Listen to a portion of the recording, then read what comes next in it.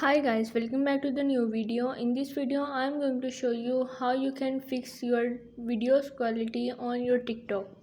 So let's get started. First of all, open your TikTok account. Once you are in, you have to make the video, or you can also pick up it from your gallery.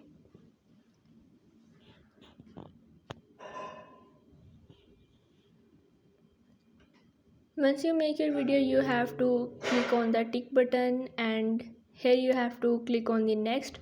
As you can see, there is no option of quality that is given by TikTok.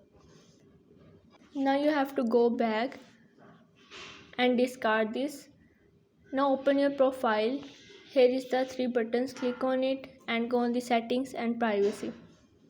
Once you are in, you have to scroll down. Here is the option of data saver. Make sure that the button of data saver is off, because if you can on this, your video's quality is low.